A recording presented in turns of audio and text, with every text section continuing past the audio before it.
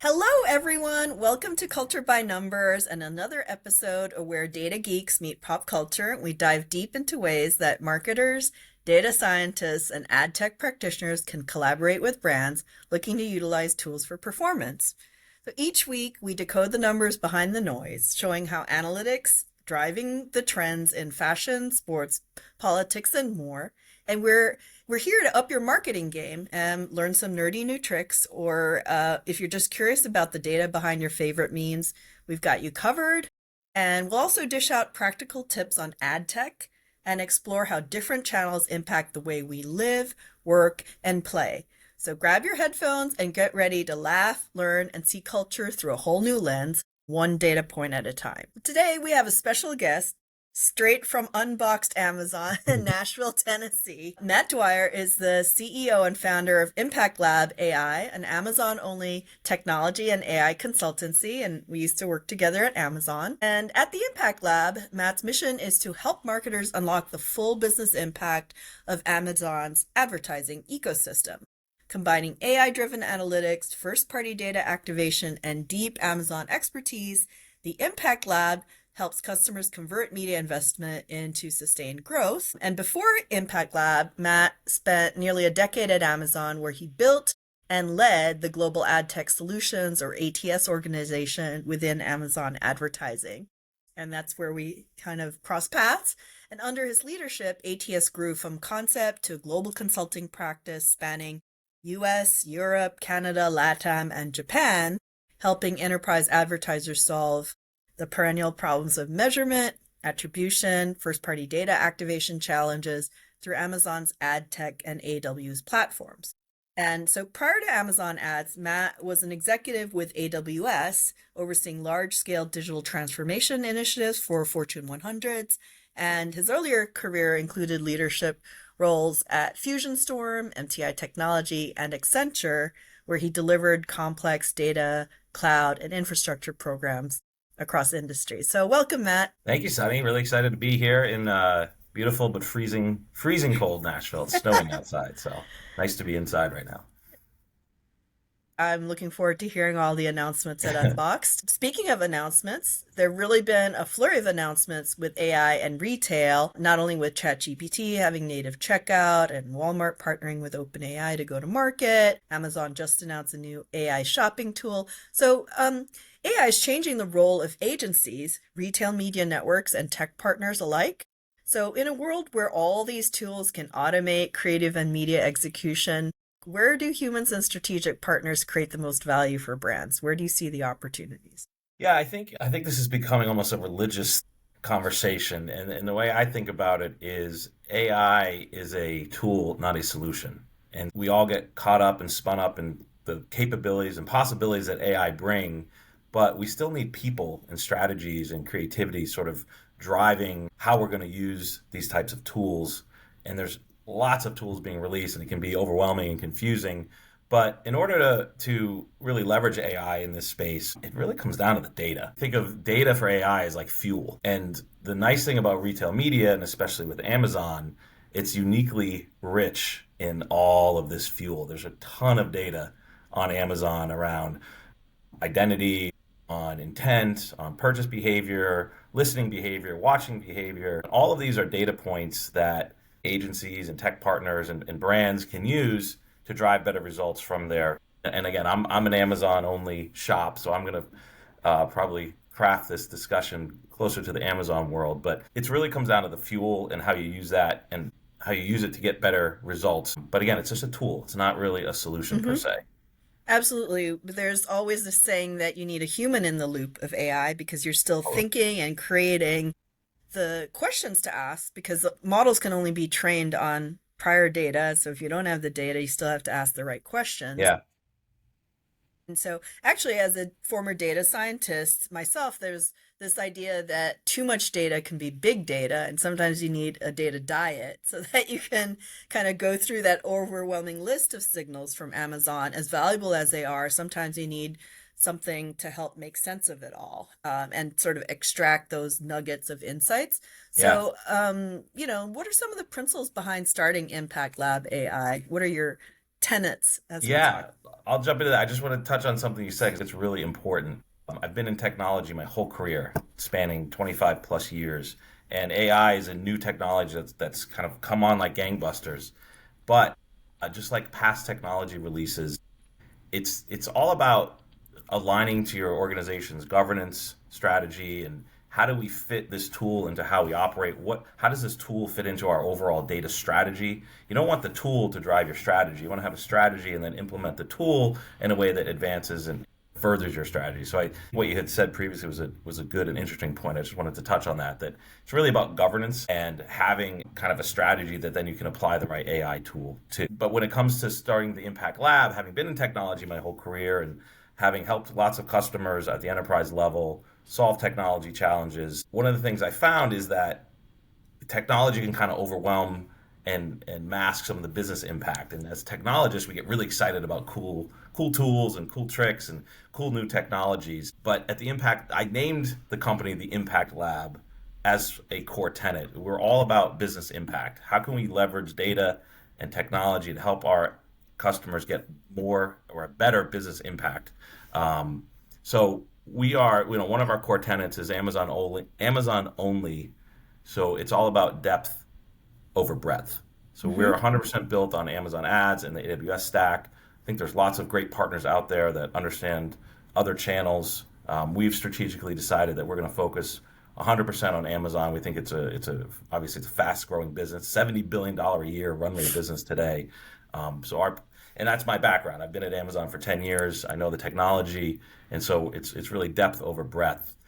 Another tenet that we're focused on is bridging the gap between media and technology. When I was running a team at Amazon called Ad Tech Solutions, we were a consulting practice that helped advertisers integrate with our ad tech to get better business results.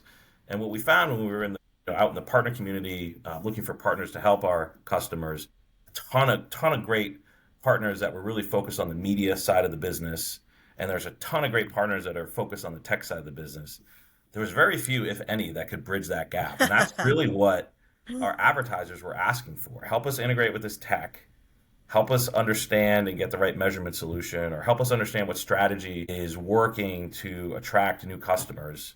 And once we have that data and information, help us understand how to execute that strategy within Amazon's ecosystem to have the most impact. And so there's lots of agencies that understand the media, lots that understand the tech, very few understand how to bridge that gap. And that's a core tenet of ours. And the last one is really impact over activity. I've spent most of my career in consulting, first part of my career at Accenture, and it was interesting. You're sort of taught to, like, I call it the George Costanza model. You want to look busy. You want to create lots of activity.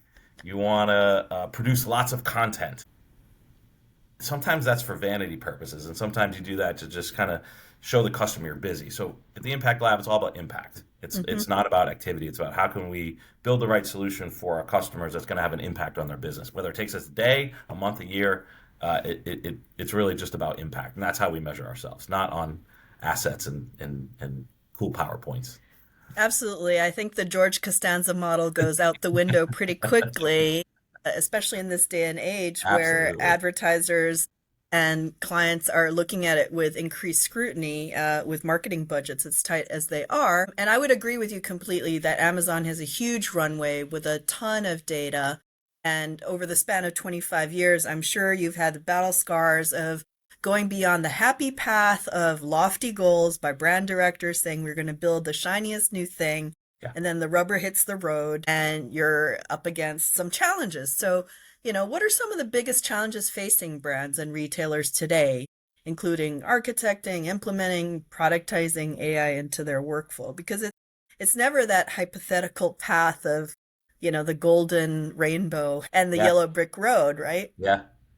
You just touched on it. It's really fun to get in a room with a lot of smart people and to ideate on the future and to ideate on what our business needs and what are some big ideas that we need to really transform our business or get a competitive advantage. Tons of smart people in this industry, and we come up with lots and lots of cool ideas, and they kind of die on the vine because one of the things I learned at Amazon, we have, as you know, this leadership principle: think big, but we don't Hmm. talk about is start small. So we experiment a lot. So let's think big. What's the big idea, and then work backwards into a detailed plan to get there. And some of the biggest challenges is the execution part of the think big idea. And it can go off in lots of different tentacles. It can be really difficult to manage when you don't sort of start with like an MVP zero. We have this Hmm. huge idea. Let's start really, really small. We were working with a large CPG customer when I was with Amazon and ATS, and they wanted to build this whole sort of retail feedback loop across every single retail channel. And it's a really great idea. And it's just like, where do you even start? And so one of the ways that we started was it all comes down to let's start with creatives, because it kind of comes down to creatives as a good starting point. And this brand was already working with a fantastic creative agency, so it wasn't about using AI to displace the agency. It was, we want to leverage the agency for all the creativity and the uniqueness of their ideas. How do we then leverage AI to do almost like mass production and distribution? And so let's start with just sort of a baseline of, we have all these cool and brilliant copy and creatives. How do we sort of now mimic those using AI to then distribute them fast? And it's really about mass distribution. And so that was a good starting point. It took about 6 months to get just that very first simple project off the ground. So one of the learnings from that is patience. Think big, start small, have patience, have checkpoints along the way to make sure you're heading in the right direction. I think that comes back to something we talked earlier, which is governance.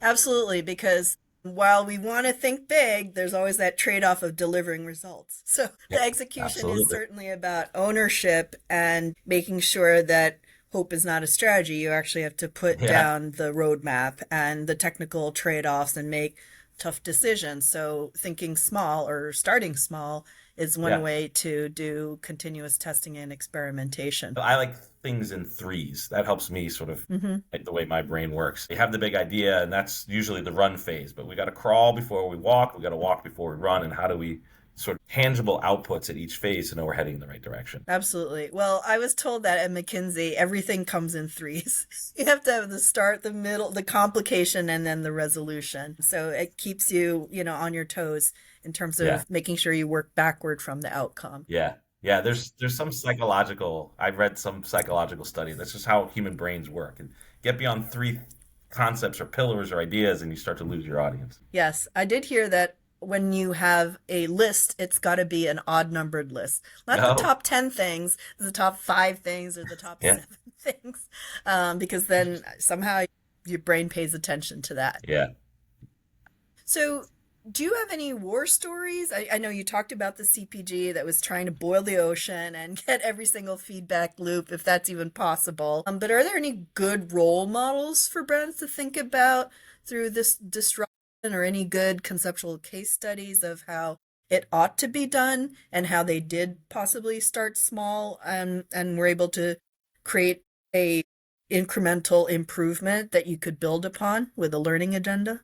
Yeah, I gave that example with the creative automation, and that's a packaged solution that we're now offering as part of the Impact Lab. I'll go down the path of what not to do. We were working with a large entity that was building the equivalent of an Amazon warehouse that different parts of their business could then plug into and procure and understand how different strategies were working for their brand. It was a great idea.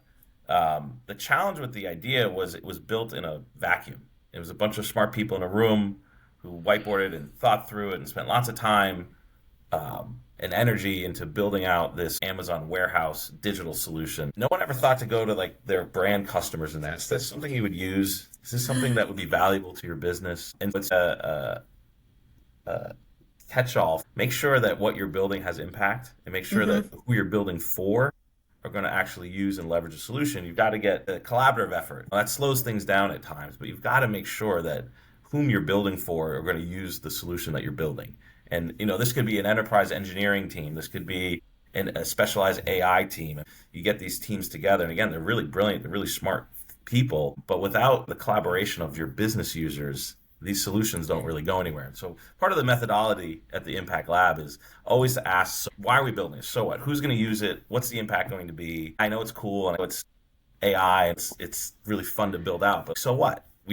Then what happens? What customers are impacted? How does it improve their business? How are we going to measure it? I like to always come back to the so what syndrome. I used to drive my team at Amazon crazy, but I think it's the right question to ask. Absolutely. I remember the first PRFAQ I wrote. I went over the details in like a fine-tooth comb. The feedback was, what problem are you solving? The number one rule as a product manager, what's the customer pain point? Because it's no Yeah, longer the case that you build and they will come and creating this haloed idea. It's solving for a real pain point. yeah, And we've seen all these vibe coding tools like Lovable because he built a GitHub and overnight there were 50,000 users who figured out how to do coding yeah, for non-coders. yeah, It solved a real pain point out there. I totally agree about the so what philosophy yeah. because you got to be solving something that people are willing to pay for. Yeah, absolutely. And I love what you just said about all the so code AI tools that are coming out. Because what it does is it democratizes technology. If you have a great idea, but you're not a developer or a coder, you don't need to go out and get funding and hire developers and put your idea together. You can probably get it 80% of the way there just with your own input into whatever tool you're using. And so I love that concept of democratization. And I should add that as a tenet to the Impact Labs. One of the reasons I wanted to do this was there's lots of large advertisers that have technology and data resources in house, but there's a ton of advertisers on Amazon that don't have those kinds of resources. And so, how does the Impact Lab help to democratize the data that Amazon Ads is providing, or makes available to its customers? That is a huge opportunity because Steve Jobs said it's ease of use ultimately Yeah, at the end of the day. And there's going to be a long tail demand of small to medium businesses who are leveraging the Amazon platform to sell their products, yeah, but don't necessarily know how to use all the tools and don't have an army of data scientists and systems yeah, integrators to actually carry out the implementation that large companies and global Fortune 100s exactly. have access to. That's a tremendous business idea and business model because making it easy to use is democratization at its best. I mean, I remember I actually had a lifestyle magazine that I tried to launch and I tried to learn Adobe Photoshop. Yeah. And I was like, oh my God, all the layering, and I couldn't figure it out. And then PowerPoint came out. And I was like, this is amazing. Now I can actually create a presentation without having to know the FFF codes for the color scheme, the color palette. So Right. that was like a game changer for me. And I actually remember I went to MIT and Bill Gates had come to launch PowerPoint and he was throwing hats in the audience. And I thought, this is a real game changer. Yeah. But what I wanted to say is that democratization has waves because I was a PowerPoint expert. Of course, at Amazon, we don't use PowerPoint. But now I use Gamma, and this Uh-huh. is text to presentation, text to image at its best. You simply have to prompt the ideas, and then Yeah. you have 12 different palettes all at once in 30 seconds. No wonder they just announced the second round today in the New York Times, valuing them at $2 billion. Yeah. I think it was 21 billion. 21, I was off Yeah, by a I decimal. no, I just Goodness. read the article. That what you said is spot on, and they're a great example of just how do you make it much easier for creative people to create content that don't have the PowerPoint skills. And I couldn't believe they said they're a $100 million ARR business today. They've been around. I think it said it started in 2020, but they got real in 2022. I mean, that's Hmm. amazing. I love it. I've been using their product and it is amazing because as far as I thought that I was visually advanced, but it puts presentations on steroid. Absolutely makes it easy. I look forward to you being gamified and having evaluation. Well, think big, start small with the Impact Labs. We're heavily focused on consulting services right now, but we are in the background building products. Our first product will release in Q4, and the idea is to make it really easy for customers that want to bring data to Amazon and upload data to Amazon Marketing Cloud and not have to connect to APIs and not have to go to their tech team and not have to, create an AWS environment and put their data on an S3 bucket. None of these things are difficult per se if you're in these environments every day. But if you're a marketer and you don't use these tools, it's complicated. And so, how do we gamify You heard it first. You made a verb. gamify the ability to bring your data to Amazon? Amazon's building tools to do that as well. But we're going to have a really simple, easy to use product release probably in the next month or so. That's awesome. I heard that there's going to be a new AI shopping tool, but having tools for the vendors, the merchants for their inventory management that simplifies things for uploading and managing category inventory on Amazon Marketing Cloud with the copy and the creative library that goes along with that Yeah. really could be tremendous. So I see the opportunity for productizing skills that you have honed as a consultant for the target audience or the target entrepreneurs that may need to simplify and automate those functions. So, any predictions on where things are going to go in terms of e-commerce? I mean, we've seen, device-centric voice activation with the rollout of Alexa Plus, which I finally used for the first time to order some allergy medication as the weather changed. But retail media is expanding into every vertical. Yeah. Even brands that don't sell on Amazon, we always talk about endemic and non-endemic Yeah. brands and how do you get into automotive, telco, FinServe. How can brands in those areas even leverage the services that Impact Lab is going to be focusing on? Yeah, and that's going to be our core focus area is those brands that don't sell a product on Amazon, as you know, we call them non-endemics. If you sell a product, the retail media networks are great because it's a closed loop environment. There's advertisement that's run, media gets run. We can see who saw the media, who clicked on it, who put something in their cart, who ended up purchasing that product, and it's a great sort of closed loop system to understand what media is working to drive a sale of my product on Amazon. How do we take that concept for advertisers that don't sell a product on Amazon, like you mentioned, an auto, a credit card company, real money gaming? And the beauty of Amazon's retail media network, as I'm sure others have, is what I call signal media. It's having all that data and the intent signals from those folks that are purchasing something on Amazon. Amazon learns a lot about intent, and is able to, in a compliance and privacy safe way, gather lots of data to understand how these different consumers are behaving. And so when I say intent, it could be the type of content that they're watching and the type of content that they're listening to. And so if you're a non-endemic, leveraging Amazon Marketing Cloud as the privacy compliant clean room environment to bring your first party data, bring your list of customers so that we can help you go find more customers like that, or be able to close that loop for you. So, if you're a auto manufacturer and you provide a list of here's everybody that came into our showroom to do a test drive, how do we understand the impact that Amazon Media had on those folks that came in and what's working, what's not working? Where do we then adjust our budgets accordingly? And that's the beauty of the retail media network and Amazon specifically for these non-endemics is closing that loop, but off Amazon, which is incredibly valuable. Not the easiest thing to do, but it can be done with data and technology. And Amazon's making it easier every day to do so. But the Impact Lab can make it easy for customers and brands that want to understand what happened on Amazon that impacted their off Amazon event. Absolutely. Those were always the edge cases that were really hard to prove out. And it was sort of the return of Yeah, modeling and contextuals yeah, because we got a lot of signals. It was very easy to predict when you need to buy your next laptop or your next yeah, TV.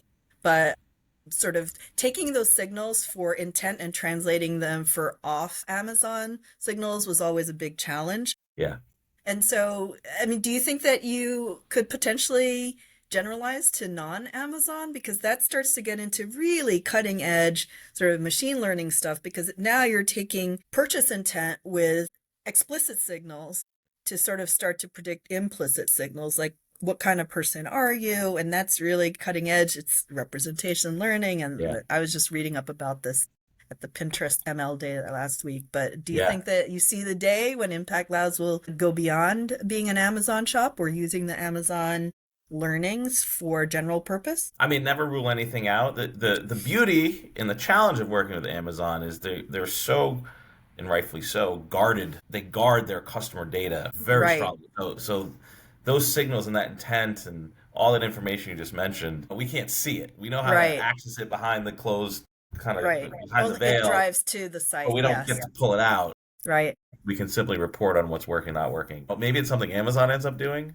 I don't know that a I doubt third it. party. I know, I doubt it too. I don't know that a third party is going to have access, but maybe one of the big data providers. That's a nice thing about the Amazon environment too. Is you're bringing your first party data in, combining it with some third party to Mhm. enhance your first party data and do some of the things you're talking about, but leveraging public third party information. I don't know. We'll Mhm. get as far as as your I like your solution, but Amazon Marketing Cloud is the way to have that ecosystem really enriched because you bring your own yeah, first party data from GM or any other automotive yeah, brand. And that's where I understand we have some of the best matching yeah. capabilities on the planet. So, And I, I'm sorry to interrupt you.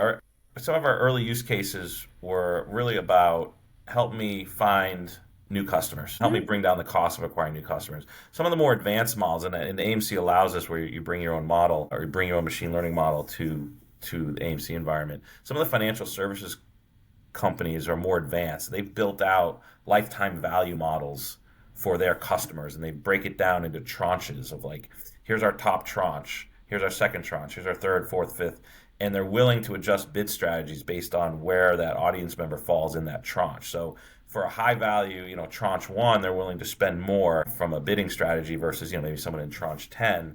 But how do we build audiences that align to their LTV models and then create the right campaign strategy and bidding strategies? And so I think that's some of the fun, more advanced data analysis that you're able to do within AMC and within the Amazon environment.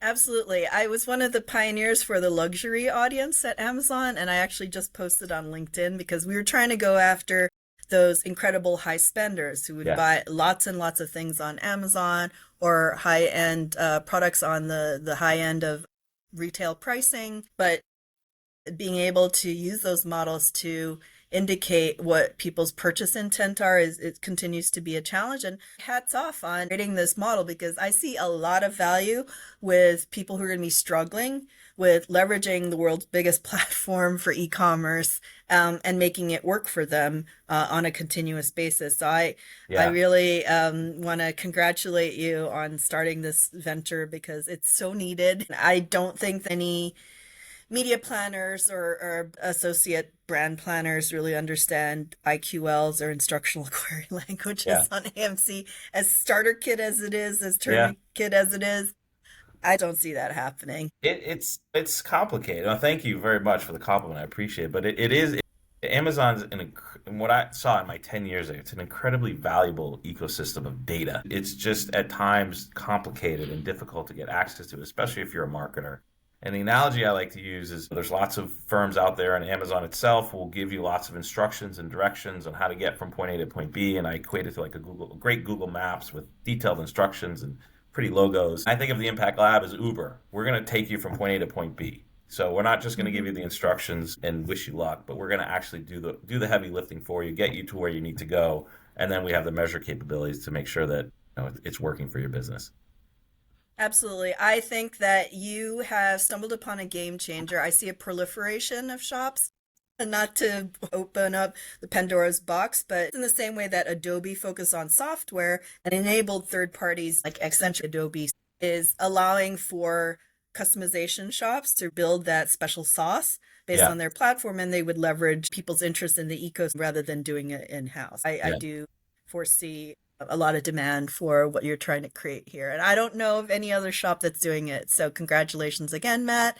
Well, And thank thank you. you for showing up on this episode. It was really a pleasure to chat.